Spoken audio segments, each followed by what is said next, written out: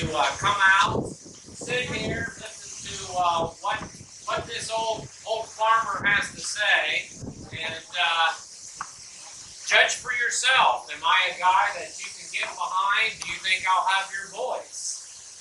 So basically, I'd just like to start out, if we could just say the Pledge of Allegiance.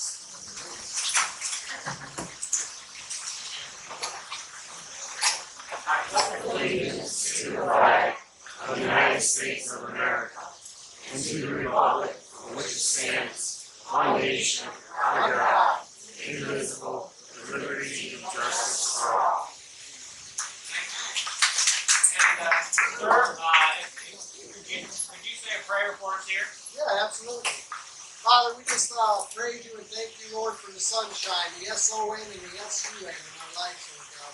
Thank you for Joe and Jane, Lord, and just their willingness to step out of you as you have called them. We just pray, Lord, for his message right now, Lord. Pray that we can carry this message forth, Lord, and reclaim this great state that you've given us in Ohio, and this great nation of free people in the United States, built under your holy name, Jesus, Messiah, Yeshua HaMashiach. To his name be all power and glory forever and ever. Amen. Amen.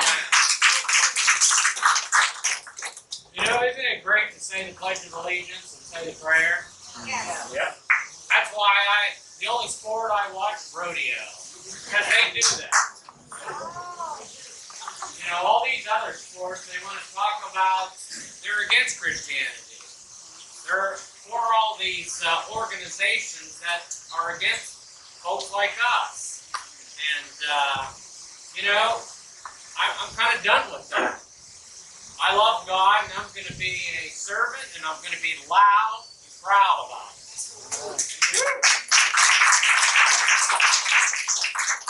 So if any of you, you know, I'd just like to introduce, my name is Joe Blystone.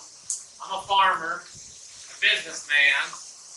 My farm sits southeast of Columbus, between Columbus and Lancaster. We got a small farm, it's about 83 acres. But we have a niche.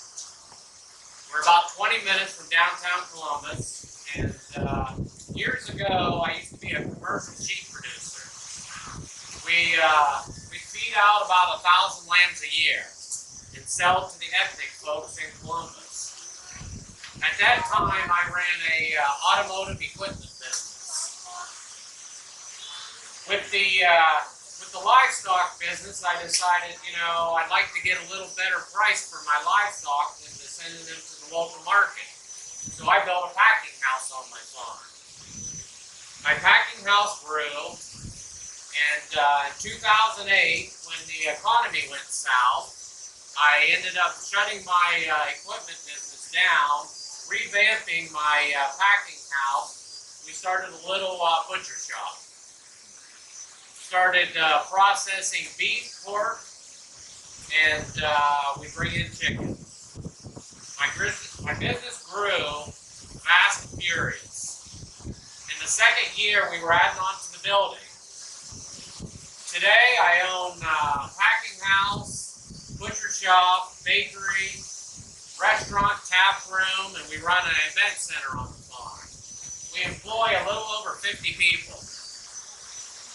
God has been good to me. He's blessed me and my family. My wife's here with me today. This is Jane. She's kind of the glue that holds me together. You know, people say, Joe, why do you want to be governor? Why are you doing this? Who would want to get into politics? Nobody in their right mind would want to throw themselves into this mess. And it's a mess. You know, last year was hard, mentally and physically, in many different ways. To our families, to our businesses. We had a lot thrown at us last year. A lot. And, you know, you look up to God and you say, what's going on here? You know, kind of feels like we're living in the book of Revelations. And you always hand, whatever, whatever detriment that day, you kind of hand it over to him and say, you know, just lead me through the day. Just get me through the day. And last year, we saw the writing on the wall. You know, our current government, not only locally but federally, take away some of our freedoms, our rights. Our Constitution means something to me. You know, just because there's a pandemic doesn't mean you can throw the Constitution out the window.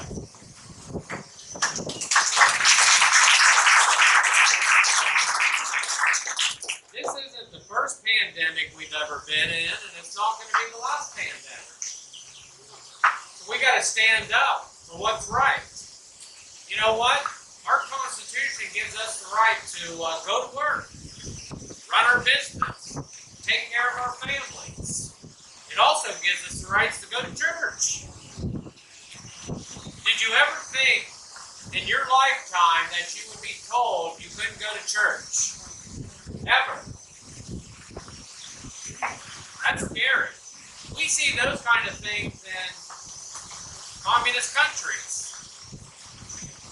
We never thought that would come home to our soil. Good men, women died. That right there. Flying of that flag. For our freedoms. I'm ready to fight for that freedom. I will die for freedom.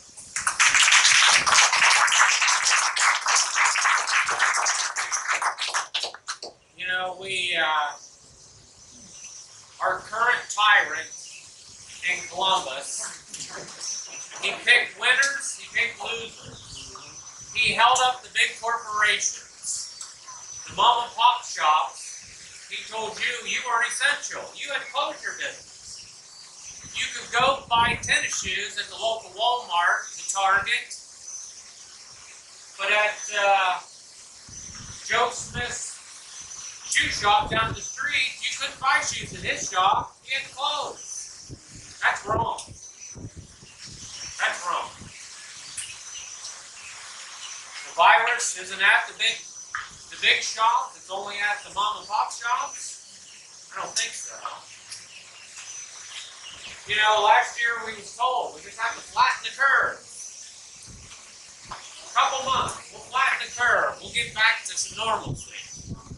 Folks, we're not back to normalcy yet.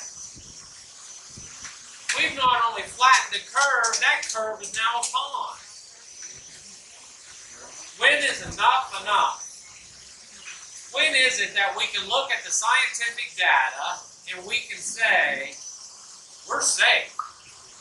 And by all means, I'd love to see all these naked faces in here.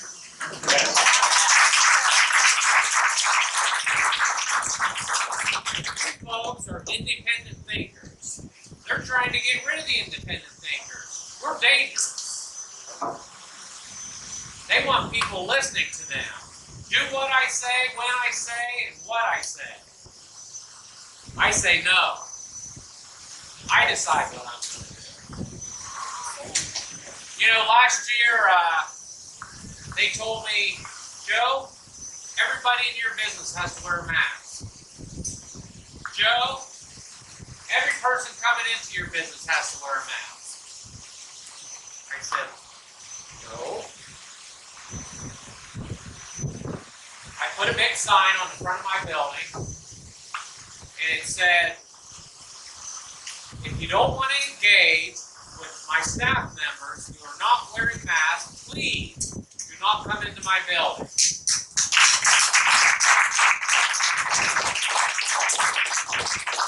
Call the number. We're happy to curbside service you. You don't have to interact with us. So I live in, basically my farm sits in a suburb. There's a lot of the left-leaners in that suburb. So folks took a picture of my sign and put it on the local social media pages, and it went viral. People were leaving reviews on my page from Virginia, from Texas, New York, folks that had never been to my farm. Some locals. I was called everything from a assassin by pandemic to a grandma killer. That's all right. I got big shoulders. You know, I wasn't going to step on the rights of my customers nor my staff for monetary gain. Period. My business could have went either way. It could have went up, it could have went down, but I had a plan B. If I lost my farm, I was moving to South Dakota. Yeah. I didn't worry about it. Sometimes you got to do just what's right. Don't worry about the outcome. Just do what's right. That's the problem. Most people won't just do what's right. Our politicians won't do what's right. And that's because what they're thinking about is getting reelected next time. Period. They make their decisions with that political agenda. Whether it's left or whether it's right. How about we just do what's right? Plain and simple. Folks, I'm not going in there to be a politician. I don't like politicians and I don't like the political climate. I'm going in there to make a change. That's what needs done. I don't know why God picked me to do this. My gosh, I didn't sit around the farm thinking, hey, I got a couple extra hours, how about I run and go? You know, matter of fact, in December, I was saying a lot of prayers. I thought, my gosh, God, you know, I need to help somebody. I'm ready. I'm willing. I'm going to put my name behind them. I'm going to put my money behind them. A good candidate to get elected as governor. I kept praying. Kept praying. Please, where's he at? Where's she at? Aren't you going to bring somebody to us? And, man, he planted that seed. And that's you. You, Joe. We all know that God has a sense of humor. So I prayed a little bit more. And I said, God, you're funny. That can't be me. I'm just a farmer. What the heck do I know about running this thing? He said, it's you, Joe. Go, do it. So I decided, hey, okay, you keep pushing me. I'm just your servant here. You push me, I'll do it. And he did. That's why I'm here in front of you today. Of course, my next prayer was, God, now I got to go talk to my wife. Please don't let her kill me. She asked me, she said, Joe, how are you going to do this? You work 7 days a week. You feed cattle, you doctor cattle, you calve, you fix equipment. When there's fires with employees, you put it out. I do a lot. I already work 2 jobs. How in the world am I going to do another job? Right. And I told her, I said, I don't know. I said, if God wants me to do this, somehow He'll provide the answers to all these questions. And He did. My employees rose to the occasion. They covered everything that I do. And we've been campaigning for the last 2.5 months.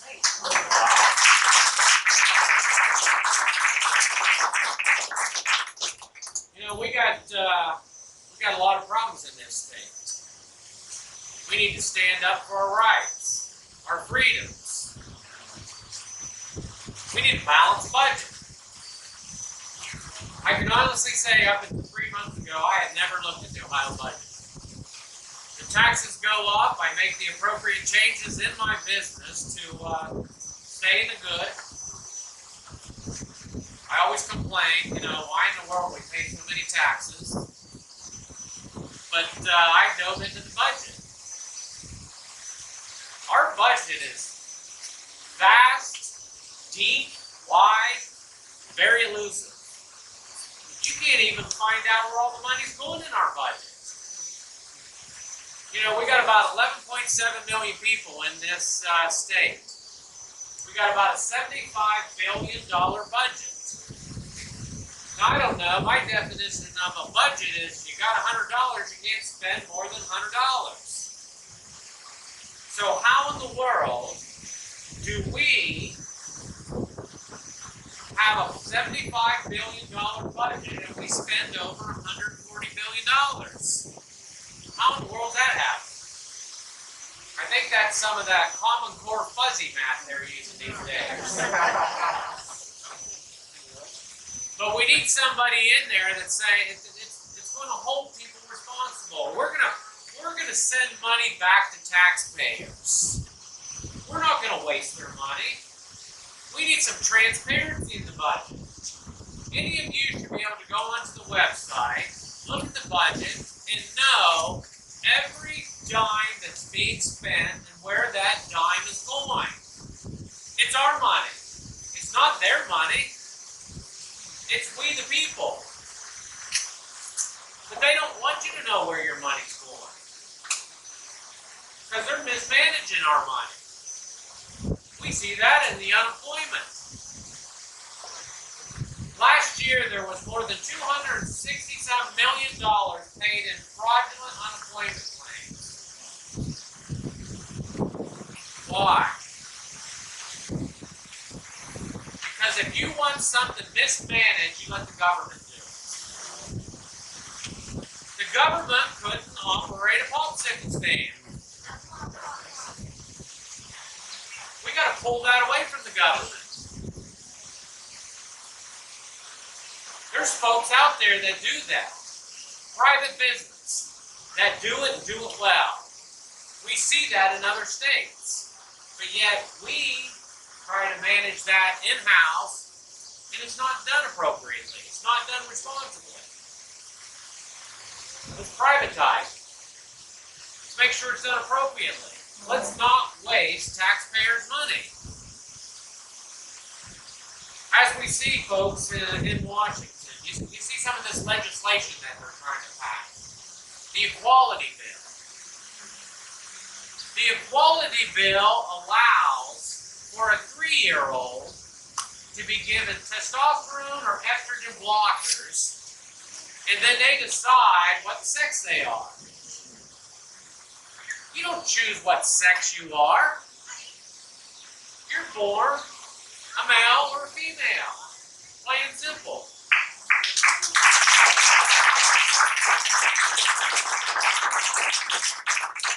You know, you want to mess with nature, you do that when you're an adult. That's your choice. But for a parent to go along with that,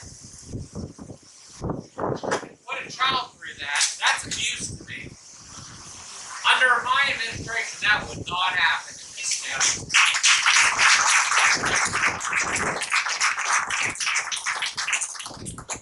Also, we see gun legislation they're trying to pass in Washington. They want you to get a permit for a military-style gun, permit for an antique gun, $800 registration. They want you to take a psychological evaluation. Who's going to give me a psychological evaluation? Are they coming to my house? Who's picking this psychologist? Sleepy Joe? You know, the first thing they're going to come in, they're going to say, oh, Joe Blystone, looks like you want to apply for a gun registration.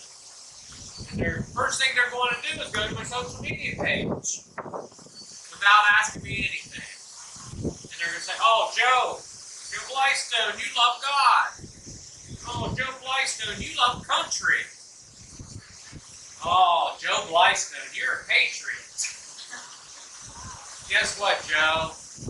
You're a terrorist and you're a racist. You're not getting the gun. And if you don't think that can happen, the writing is on the wall.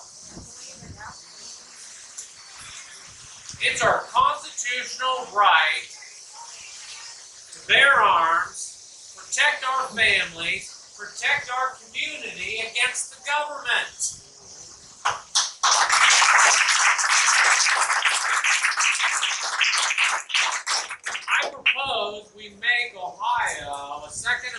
sanctuary state.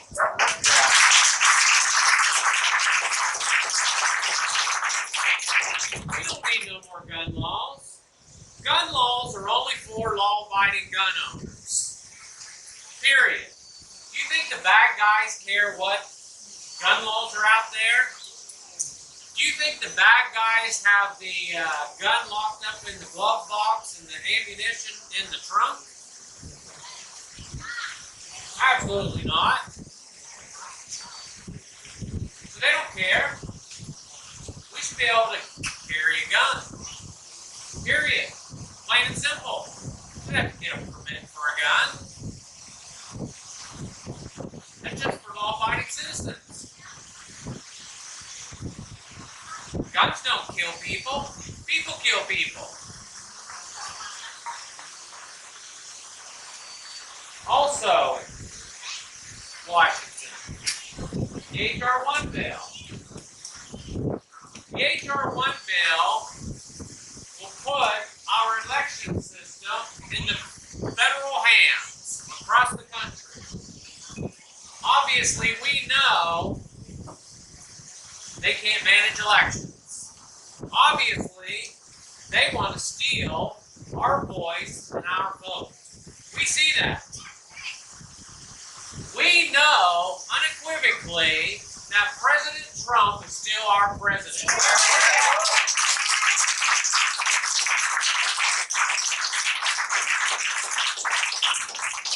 Whether you like that guy or not, he did a heck of a job. Yeah.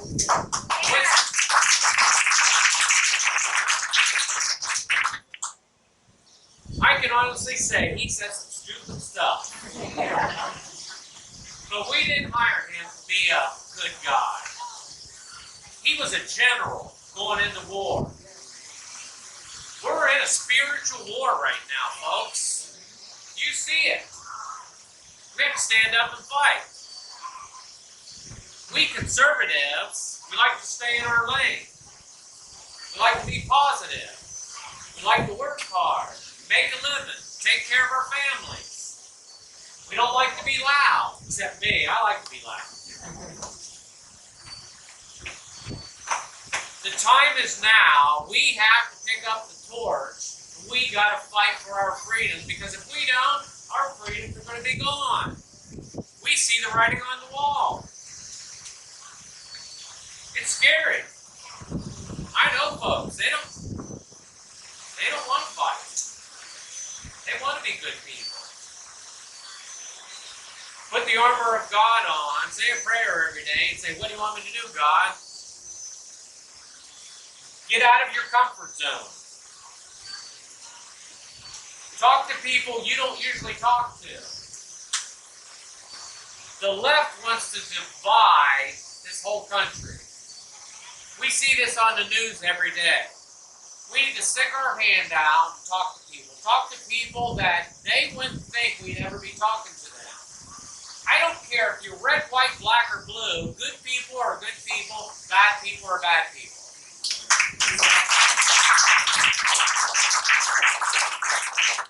We need to put our hand across the aisle and say, come on, let's just talk.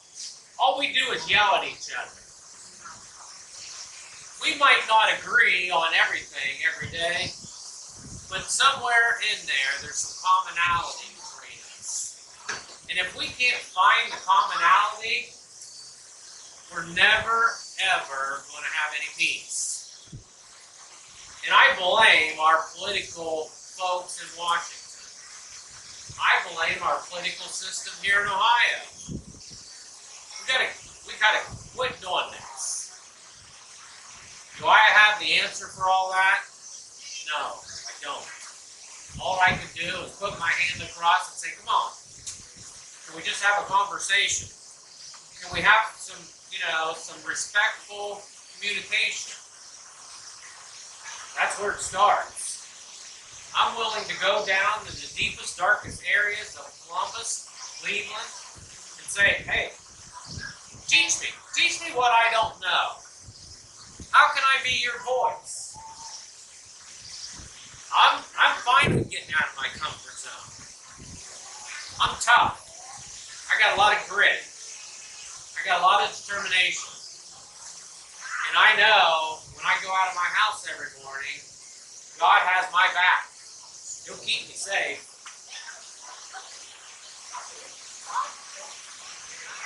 Folks, we got an uphill battle. I've had political strategists call me, political lobbyists. I've had folks that are thinking about running for governor call me and say, Joe, you can't do this. You don't have the name recognition, you don't have millions of dollars, you don't have the political experience. I always ask, what kind of experience do I need? You know, I'm a business guy. I know how to run a business, and Ohio's just a big business that's being mismanaged. So what do I need? Do I need a suit and tie? Do I need to be a professional polished speaker? Do I need an MBA degree? Do I need to be a lawyer? What do I need? I say, you know, we hire those folks every year. Time in, time out. And here we are. We're in a mess. So I'm thinking we don't need those people. They're not doing anything good.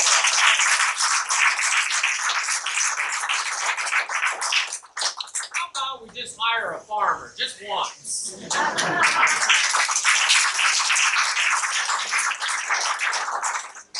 You know, I don't need to know how to do everything in this state.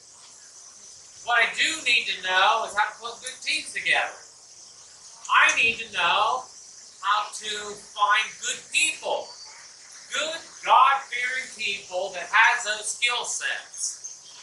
I can do that. I know I can. I know a lot of people around this state. A lot of good people. You put the good people in there, man, this state's going to be rocking. Let's get back to some God. Put some God in our schools. You know, folks, our school systems are a mess. You know, we don't educate no more, we indoctrinate. I talk to a lot of public school teachers, and the public school teachers, their hands are tied. They just want to teach.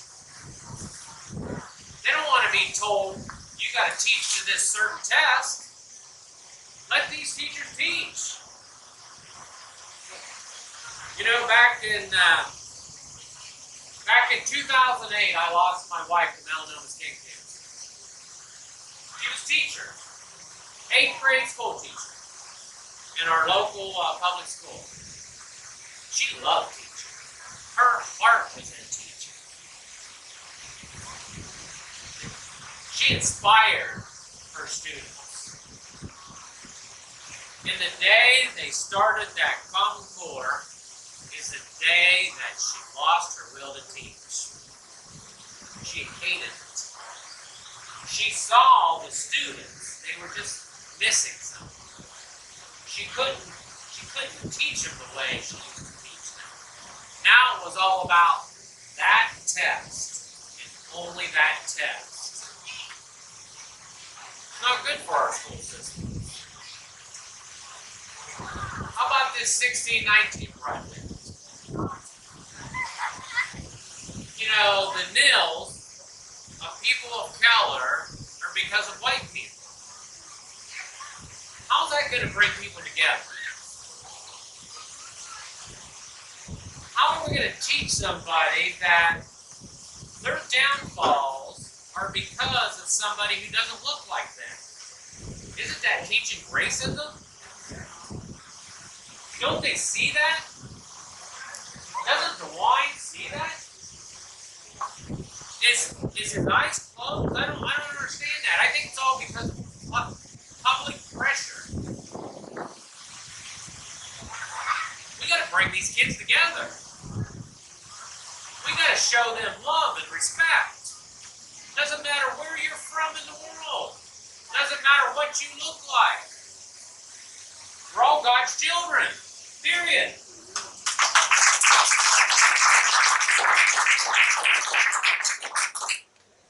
And those little kids, they have those little spongy brains. And buddy, they like to learn. You can see it. Nothing like talking to little kids and they're just taking all that information in.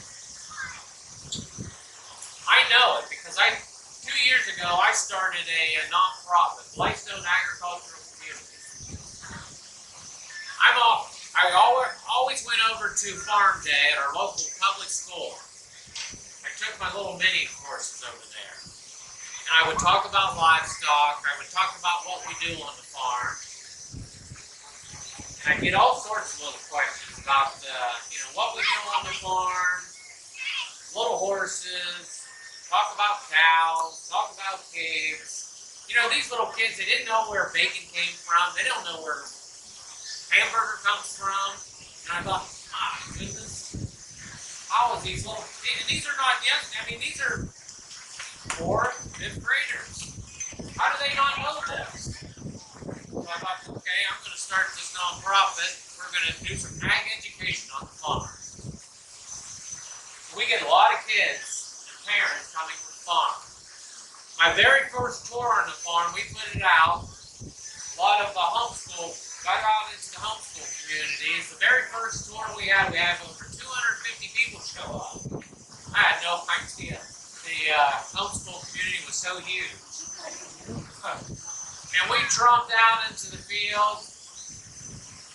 I don't know if any of you have been around cattle, but cattle are curious creatures.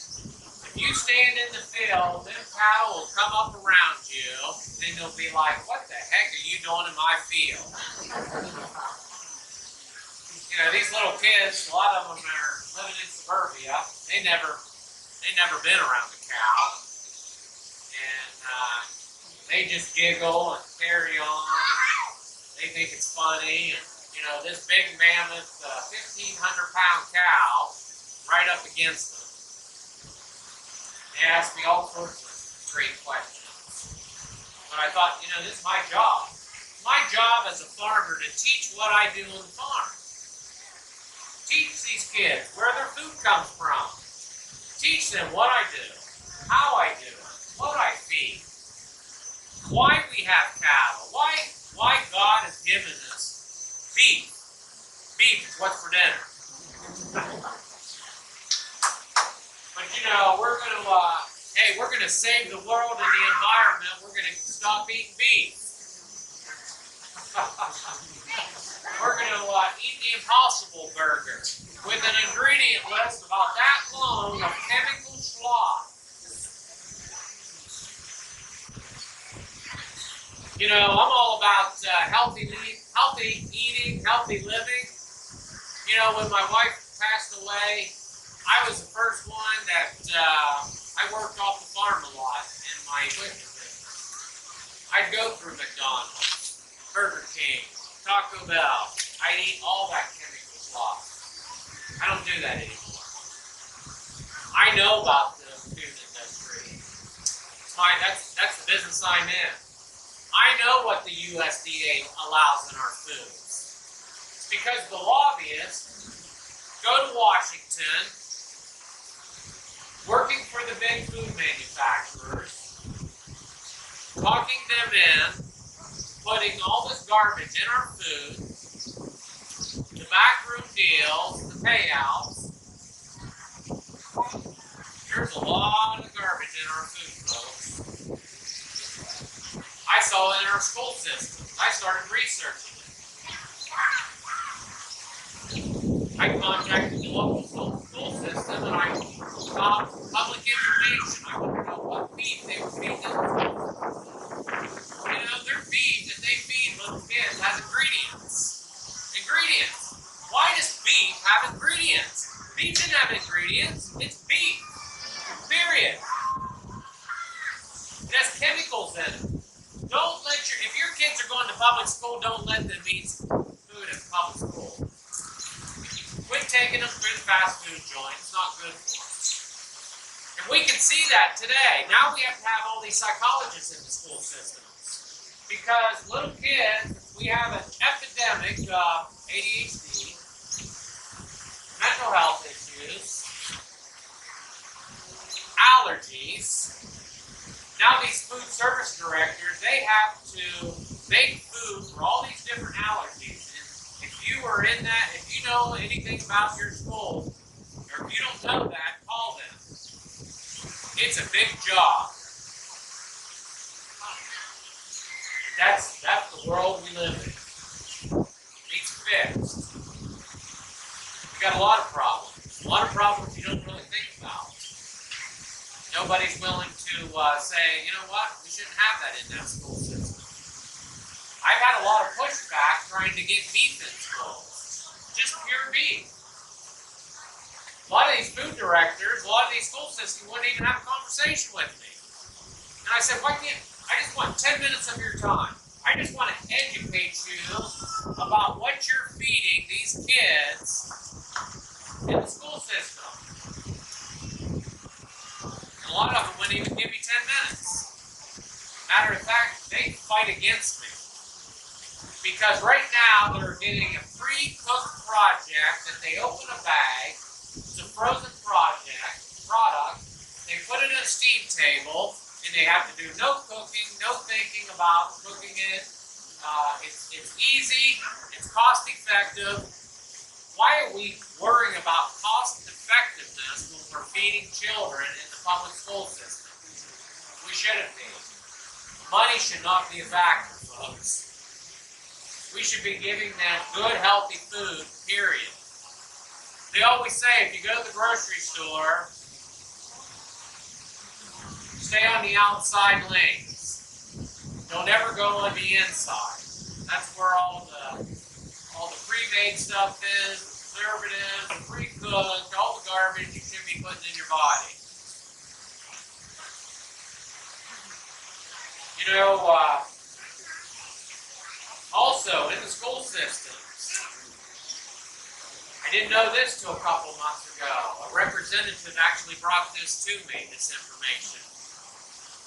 Sex ed that they're teaching as early as 10 and 11 years old. This is not in every county, but it is in some. Some rural counties. So they're teaching all the different sex genders. They're teaching sexual positions. They're teaching how to make sex toys, and they're giving links to porn sites in our public school system. I had no clue.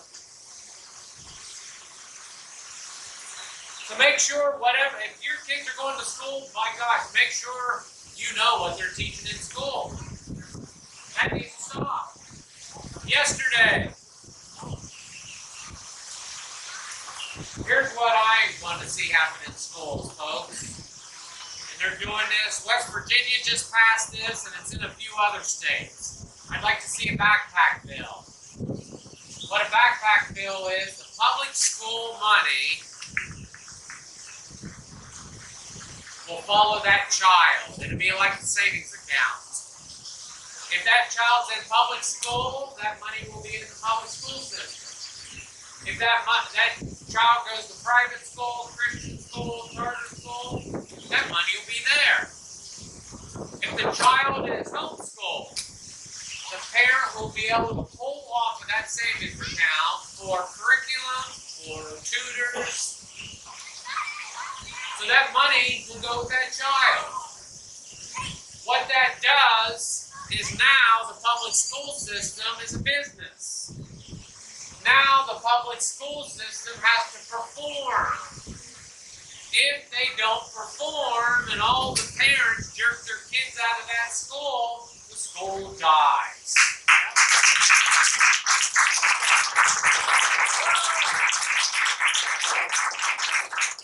Now maybe they'll get back to some teaching, reading, writing, arithmetic, civics. How about we teach our kids a little bit about the Constitution?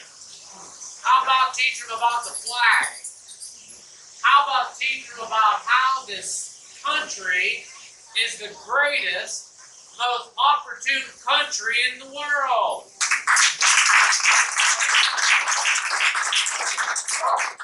That's why why we see all around this world, everybody wants to come to America. It's the land of opportunity. It still is. If you don't have something, it's because you're not willing to take a hold of that opportunity and run with it. It's there. You just got to take it. I'm getting tired of people saying, well, I don't want to work 2 jobs. I can't find a good one job that pays enough. You know, when I got out of high school, I didn't like school. I hated academia. I'm a hard worker. I knew that I wasn't going to upper education. It didn't interest me. I was bored. When I got out of school, I went to work in the construction field. So I like working. Matter of fact, I like working so much that my wife has to tell me, Joe, you need to stop coming in the house. That's just who I am. That's what my father instilled in me. My dad always worked 2 jobs. He was a truck driver, hauled oil out of West Virginia. Then he came home and did side jobs. That's where my work ethic comes from. When I got out of high school, I laid block and finished concrete. I started out $4.50 an hour. That wasn't enough to live on. And when I got home, I did carpentry, I did painting, I did anything that anybody wanted me to do, try to make a living. And I did it. That's how I got to where I'm at today. I work. I love working. Our unemployment's a mess. Anybody in here own a business? Anybody in here have problems staffing their business? You know, I see this all across the state. You can drive down through Mentor. Help wanted, help wanted, help wanted. They can't find help. That's because our state is mismanaging our unemployment system. They allow people to stay home and not work. Able-bodied people. That needs to stop. We need to make hard decisions. Politicians will not make hard decisions because they don't want you not to like them. They want to get hired next time, so they ride the fence. I'm not going in there to ride no fence. I'm going in there to make hard decisions.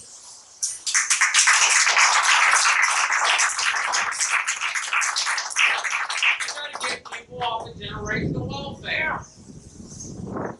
If they're able-bodied people, they need to go get a job. They don't want to work, they need to starve.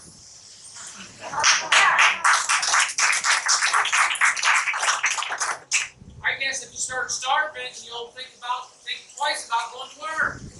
But yet, we want to be all sensitive. Oh, we can't do that. We gotta take care of little Johnny that doesn't want to work. No. Little Johnny needs to get out of mom and dad's basement and go get a job. That's what, you gotta make hard decisions. I'm not going to be one of those guys that are looking to be in career politics. I don't want to be a career politician, folks. I want to go set a precedent that a guy like me can go to the highest seat in this state. I don't want to be your leader. I want to be your representative. I want to take your voice to the highest seat and bring the power back to you folks. Our current legislature is not listening to us. Our current tyrant is not listening to the representatives that we hire. We saw that all last year. We see that today. He's still not listening. And we're out there yelling. We can't yell any louder. You know, Dwight's not going to come here. He wouldn't come to this park and talk to you folks. He's not as accessible. I was going to go see him. He was supposed to be at the Dublin County Republican Club. I was going to show up there because I had some questions for him. Then I found out it was via Zoom. He wasn't going to be there. And then I found out that if I wanted to ask questions, they had to go through a vetting process. And this guy wants you to vote for him again. He doesn't care about you. He doesn't relate to you. He has no clue how you and I live or struggle to pay the bills. Zero. He's been in public service his whole entire life, and the guy is worth over $55 million. How's that work? Backroom deals. Plain and simple. Plain and simple. You know, you can ask her, I'll answer your questions. I might not know all the answers, but guess what? I'm not a politician. I'm not going to try to BS you. I'm going to say, you know what? I don't know that answer, but by gosh, I'll find out and I'll get back to you. That's what I'll do.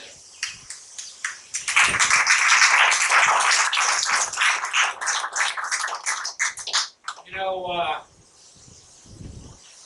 I'm a realist. We got a big mountain to climb. I do know that. But one thing that I do know, going around this state, is people are tired. People are tired of hiring the lesser of the two evils. People are tired of the government working off of our backs. People are tired of the waste of our monies. We want government to realize they're working for us. We're not working for them.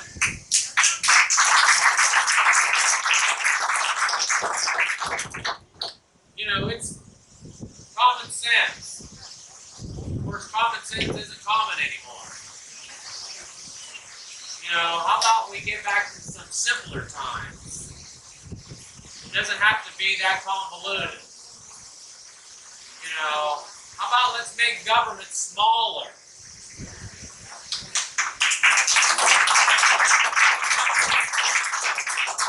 How about we get rid of some of the taxes that you and I are paying?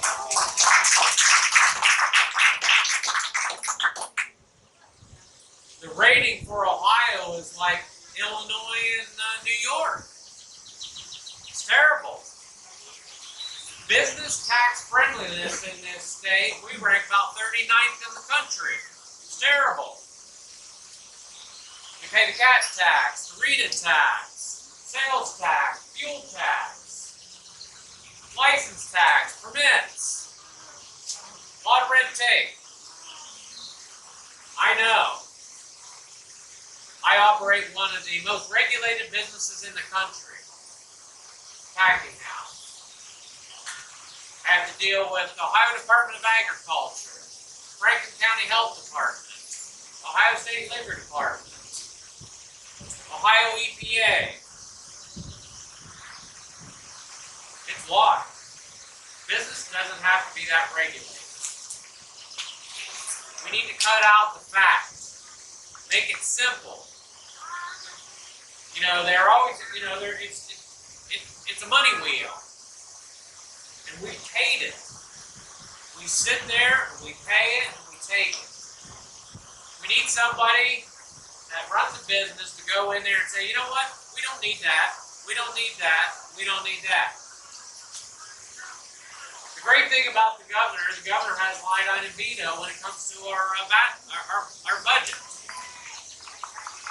We put the budget forward, goes through the legislative process, then it comes back to me.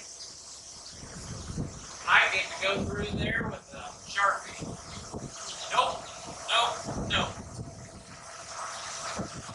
I'll save this state a lot of money. I guarantee you. Just got to be willing to get behind me, support me. I need your voice. We don't have the tens of millions of dollars that the establishment's going to have.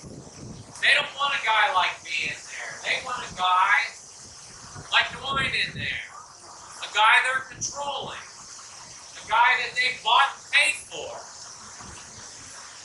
You know, folks, we see, if you go down there in New Albany, right outside of Columbus, you see Google, Facebook, Amazon.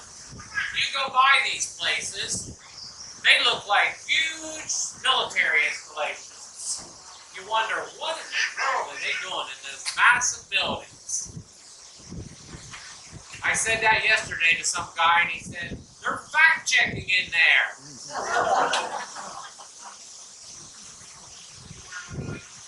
You know, we see our First Amendment rights. We lay out the red carpet for these businesses. We give them tax incentives, property tax abatements, bonuses to bring their big businesses in, and then we let them walk all over our constitutional rights.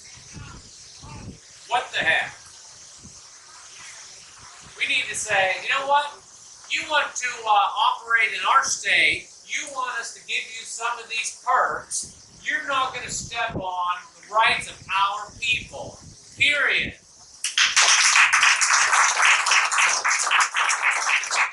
If you do that, we're going to fine the heck out of you. Then we go to some of these companies that are, if you want to work for us, you're going to get stuck with a needle. You're going to have chemicals put into your body. That is by emergency use only.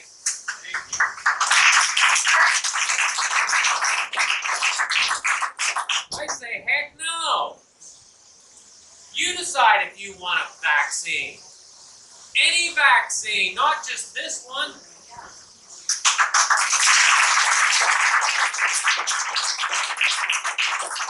You want to wear a mask? Wear a mask. It should be your freedom of choice. You want to wear 2 masks? Put 2 masks on. You want to put a plastic bag over your head and tie it at the neck? I will help you.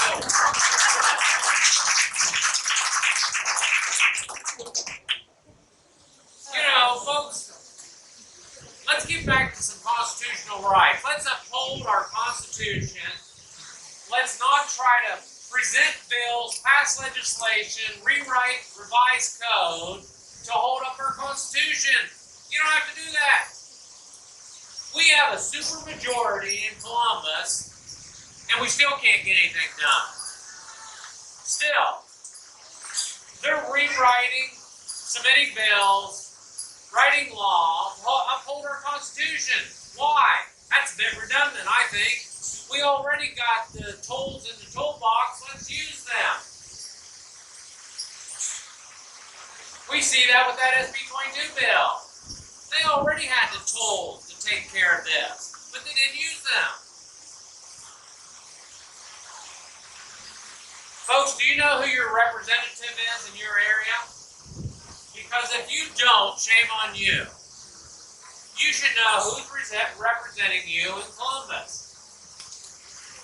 You should know how a bill works through the process of the House and the Senate and becomes law. You should know that. You should be teaching your children that. We should know what's going on in Columbus, what bills are being put forth, and do we need to get involved and say, no, we don't support that, or yes, we do. Because if you're not paying attention and you're just leaving it to your representative to make all these decisions, guess what? I guess you deserve whatever they decide to do. We have to say, enough's enough. I got my eyes on you. You better be working for me or we're going to fire you. Plain and simple. We got to pay attention. I can honestly say I'm at fault of that too. I didn't pay attention. My representative's terrible. I obviously live in a liberal area. He doesn't do anything that I support. Zero. The guy hates me. His wife hates me because I'm loud. And when he does something wrong, I call him out on social media. That's what needs done. When these people don't do what you want them to do, and they don't return your calls, they don't return your emails, you need to get a group of people together and be walking on their lawn. That's what you got to do. I've been out there protesting in front of the White House in Cedarville. I've been down there protesting at the State House downtown. That's what you got to do. Here's one thing I can say. The BLM and the Antifa are committed to their cause. We see it on the news.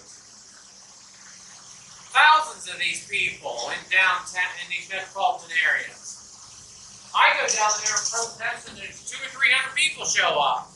Where the heck are we? There should be millions of us. Millions.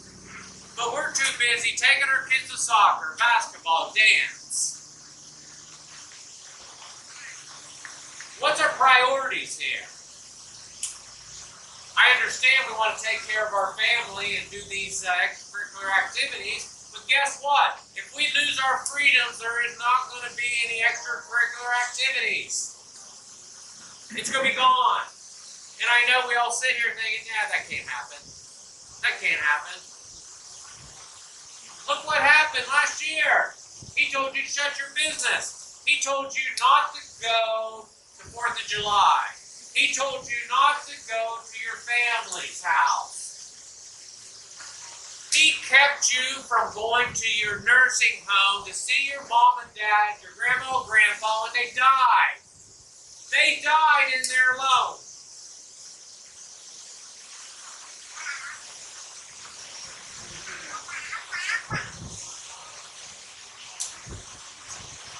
Alone.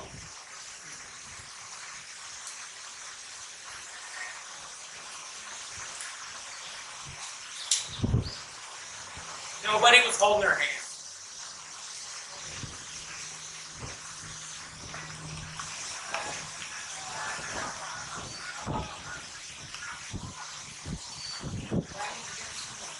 Problem. Folks died in there. Nobody was at their side. You couldn't console them. Their pastor wasn't in there. Nobody was saying a prayer with them. That's what that guy did. That's what he did. That guy should be drug out of there and put in jail.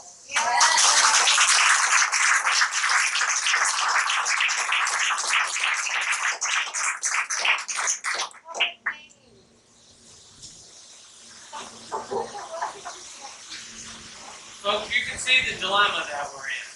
You can see that I'm passionate about this, and I'll fight. I'll fight to the death for that flag. I'll fight to the death for freedom. I'm putting my business on the side. I'm putting my family in harm's way because you know we're fighting multi-billion-dollar establishments. Billions, not millions, billions. The establishment is paid for by big tech, Facebook, Google, Apple, the Rothschilds, the Soros, the deep state. It's out there. They're trying to make this world a globalist world.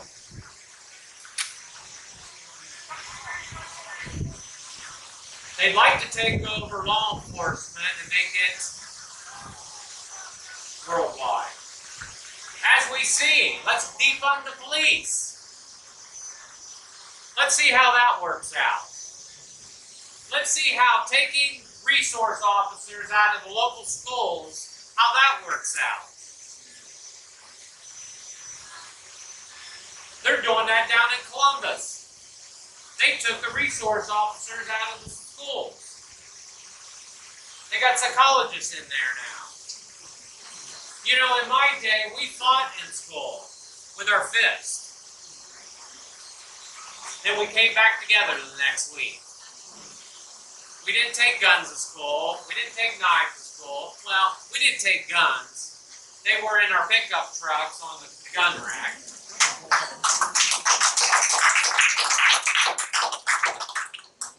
But you know, it's a different world today. It's a different climate. We have to have police. We deserve for our communities to be safe. Plain and simple. We shouldn't have to worry about if somebody's going to break in our house. We shouldn't have to worry about if we're driving through the middle of town, somebody's going to carjack us. You get into these metropolitan areas and that's what you got to worry about. We got to stand up for our first responders. We have to hold these mayors that want to political pander to their side responsible for all that happens in these cities. It's a mess.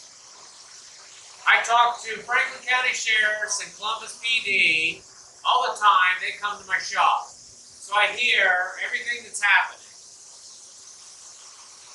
They're downtown rioting. They get bricks thrown at them. They get frozen water bottles thrown at them. Glass bottles thrown at them. And the mayor says, stand down. Stand down. That's wrong. We got to stand up and say, yes, we need law and order. All across this state, we're standing behind our law enforcement. Plain and simple.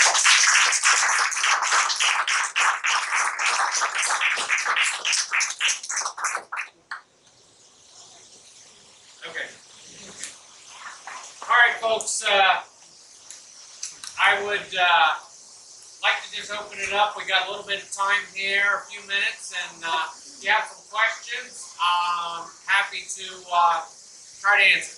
Are they still using any of the Dominion voting machines in Ohio? Yes, they are. Why? That's a good question. Why?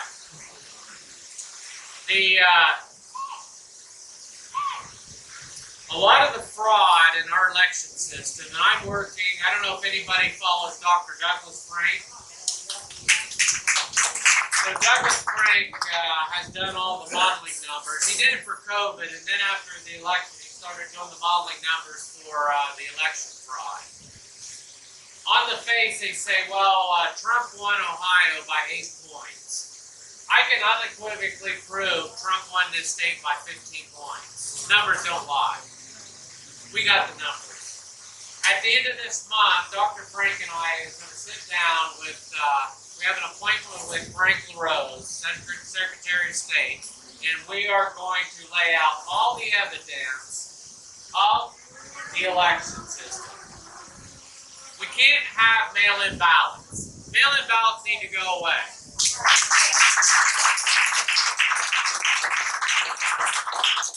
Mail-in ballots, there's no confirmation of ID. Absentee ballots, there is. The mail-in ballots we can't have. Then we got to make sure that these machines are not hacked into. That's a problem too. Frank LaRose told us at a Lincoln Day dinner here about a month ago that the machines weren't hooked up to the internet. That's a lie. So we got a problem with Frank. These machines are hooked up to the internet and they give real-time information into the election board. We see that during the day when we vote. That information's coming in. We got to get this fixed. It has to be fixed this year. If we can't get our election system fixed this year, there will be no way that I can be elected next year. None. So we're going to hold his feet to the fire. If he doesn't get it fixed, I'm going to lead the masses into getting him fired.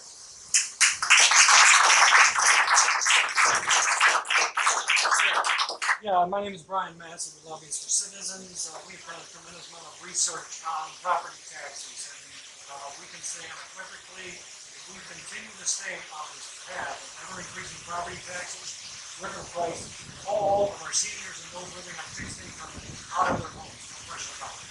Yes, sir. Yeah, we got a big problem with taxes in general, especially property tax that. Our senior citizens, they pay for their houses, pay them off, but yet we don't own them. They don't pay the taxes, then they come take your house. That's nonsense. That's a problem. That problem needs fixed. We got to look into what can we do. After you pay your house off, or after you're a certain age, you don't pay no more property tax. I don't know. That's something we're going to have to dive into to see if we can make that work. I know we're taxed too much. I know there's a lot of funds in our budget that can be fixed. I know we spend a lot of money from taxpayers that goes back into private business. Why is your and I tax money going into private business? How about we let them run their business, they either flourish or die by their own credits. Period.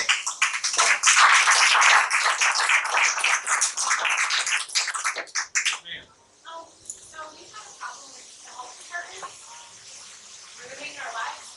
They're kind of reports, I think. So do you have any idea of how you would frame it? Yes, ma'am. We make sure they're, one, following the law. Two, if I'm in here, there's not going to be no mandates. Nobody going to be wearing masks. We're not shutting businesses down. That's unconstitutional. We should be in that today. Make sure you're holding your health department's feet to the fire. Don't think that they are so far removed that you can't communicate with them. Because you can. I did it in Stark County. I made some phone calls because of Mulligan's Pub owned by Joanna Swellen over there. She was getting harassed. Harassed to the point that they filed it at the prosecutor's office. I called him. I said, you need to stop doing this. You need to quit going down this path. Period. And I told him, I said, you know what? I said, you need to call the prosecutor's office. You need to get rid of this, make it go away. I said, or this is what's going to happen. I said, we're going to be protesting on your lawn and the prosecutor's lawn. Period. I said, you let me know what you want to do. The next day he called me back and said, Joe, I called Columbus and talked to the health department, the state of Ohio health department. I called the prosecutor and we decided that we were not going to go on with these charges.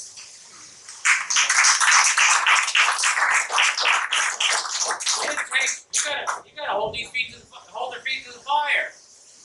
How about the harboring of illegal in the state of Ohio? Yes, we need to stop that. Sanctuary cities need to go away. Yes. Yes. These sanctuary cities have the highest opioid uses and highest opioid deaths and overdoses. Child trafficking, human trafficking are all happening in these sanctuary cities. The cartels bringing drugs into these places, and the liberal left is not doing anything about it. I will do something about it.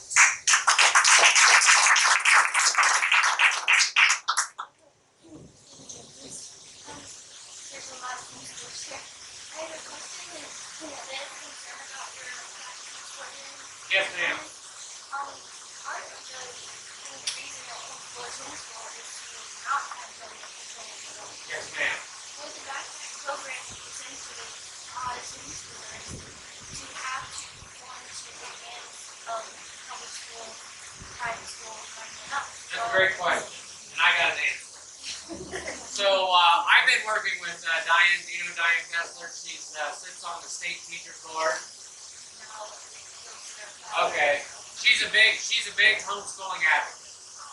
and I've had many conversations with her because she wanted to make sure that I'm protecting homeschoolers, and basically we're going to protect homeschoolers. If you don't want to be in that system, you want to do what you're doing, you don't have to take the money. You don't have to be part of that. You do what you're doing. You do what's best for you. That's how we can protect. Because there'll be a lot of homeschoolers that they won't want to be in that program. Because there will be some criteria that will be attached with that money. And the homeschoolers would still we work with our school, our local school. They will allow kids to have sports. They will have some other people games and stuff. And as long as that's not completely lost, so now the homeschoolers completely, excommunicated, and then you don't take the money back, just the income. Yes, ma'am. We just need to make sure when we're putting that forth that there's safeguards for homeschooling parents. We'll make sure that that's happening. Because I deal with a lot of homeschoolers out on the farm. A lot of great kids. And I kind of laugh when some of the public school folks, administrators come to me and say, yeah, well, the homeschoolers are not teaching the children like we do in public school. And I always think that's funny because I employ a lot of kids that have been homeschooled, and most of them are years ahead of the public school system. Years. So, any other questions?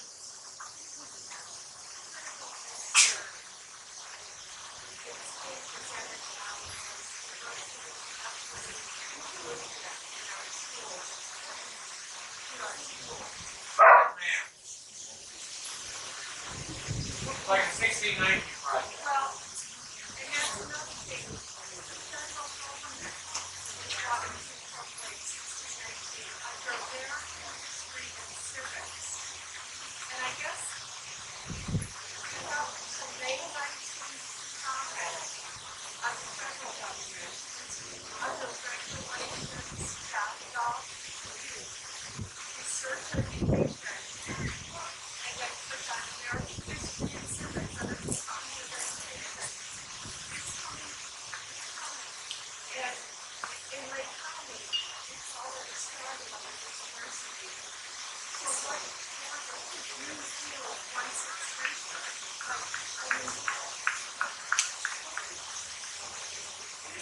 Here's the problem. We take all this money from the federal government, and when we take that money, there's always strings attached to it.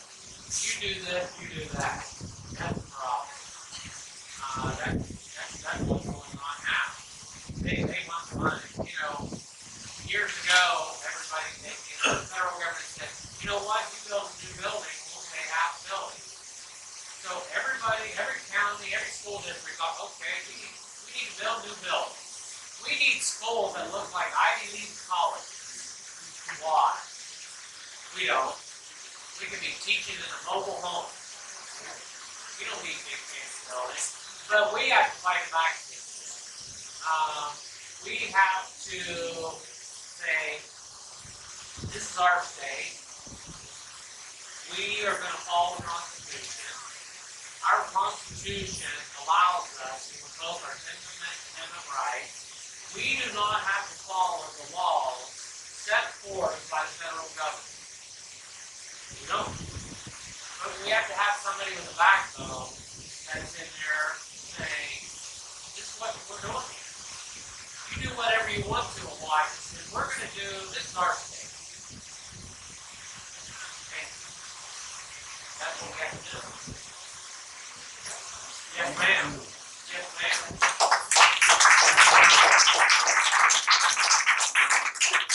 Any other questions here? Yes, ma'am. Hi, I'm Kathy. I heard you mentioned I am some good rep. Yes, ma'am. Ohio Department of Ohio. I want to tell you that I've been to that board 3 times to testify. The first thing I realized was the 1690 project versus the resource of the Ohio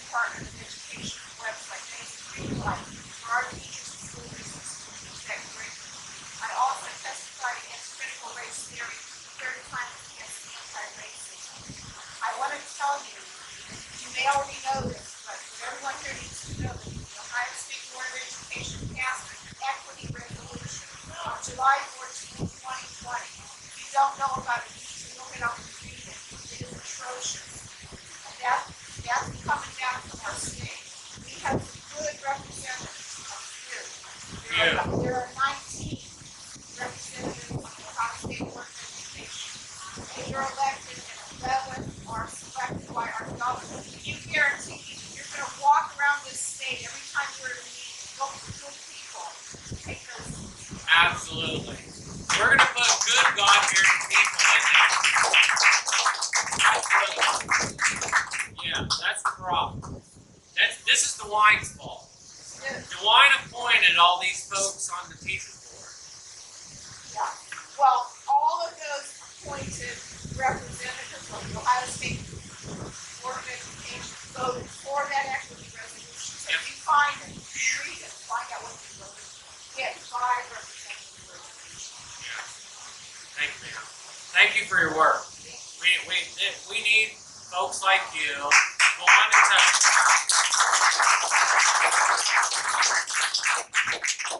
Any other questions? Yes, sir. My name's Jeff, and I appreciate your willingness to stand up against this other government. Have you got any plans of instituting a constitutional currency in Ohio? No, sir. I wish you would think about it. Okay. All right. What is it? Can you define that? The best thing I can do to define that is to pull out your wallet and ask you, is the money that's in your wallet constitutional? You're right, it's not. In fact, we have not claimed any constitutional money since 1982 in the United States. It has to be backed by gold or silver or copper. They ain't worth nothing. Right. That's right. Especially now. Inflation is went through the roof. The dollar's not worth anything.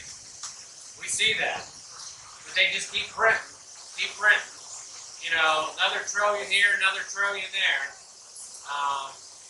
We're in a mess financially.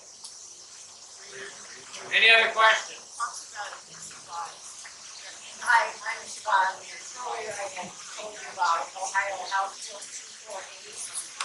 And basically it's a vaccine choice anti-discrimination act so that nobody in Ohio of any age would have to have any vaccine.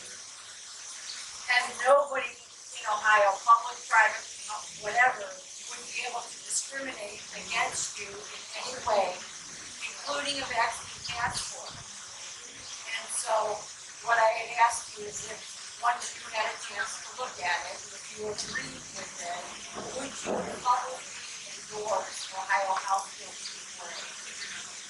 I mean, obviously, if it's all about health freedom, I'm for it. I know you're going to help freedom advocate. Absolutely. All right, great.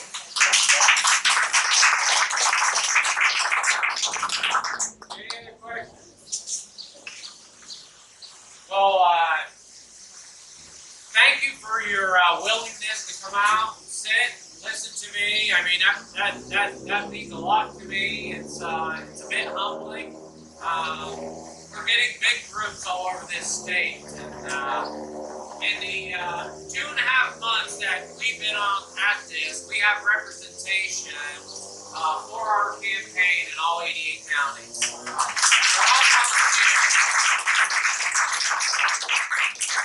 In the 2.5 months that we started our social media, especially on Facebook, in a 28-day stint, we got about 930,000 engagements. So people are watching, people are supporting, but don't think that we don't need your help. We need your help. We need your support. I need you to be an extension of my voice, getting out, talking to people, saying that, hey, Joe Blystone, take a look at him. Go to his website. Look at his policies. He's a Christian. He's going to stand up for us. He's going to follow the Constitution. I need your help. I need your support. And we got I need money. We gotta have money. And that's hard for me to ask because I hate asking anybody for anything. So we have to have money. So go to our website, donate as much as you can, as often as you can. We gotta be able to buy television ads. We gotta be able to buy digital advertising. We gotta be able to buy signs, literature. It all costs money. I know sometimes it's like, you're on a budget, you don't have much money. If you can only give us $5, $5 helps. Anything helps. And by all means, I'm a conservative guy. I guarantee you, I will conservatively, responsible spend your money. It'll be used for good. It'll be used to take this state back over. With that being said, we have literature. You can go to our website, share it, get on our social media page, like and share our posts every day. That's how we get out to a lot of people, and that's free. So, and priority, folks, when you're saying your daily prayers, please remember me in your prayers. Please pray to keep my family safe. Yes.